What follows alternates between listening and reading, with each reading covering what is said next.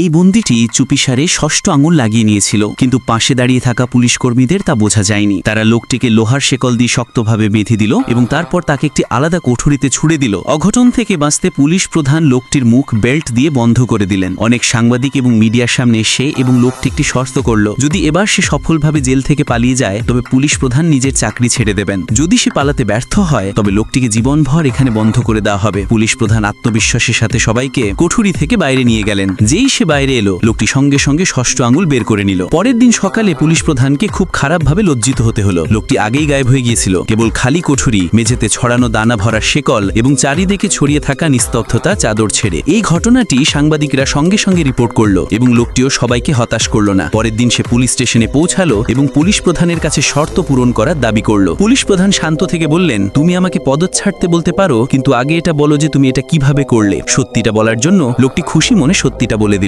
আসলে সে আগে থেকেই একটি মাস্টার চাবি তৈরি করে রেখেছিল যা ষষ্ঠ আঙুলের ভেতরে লুকানো ছিল। এই জন্য সে সহজে শেকল খুলতে পারল। কিন্তু পুলিশ প্রধান এটা শুনে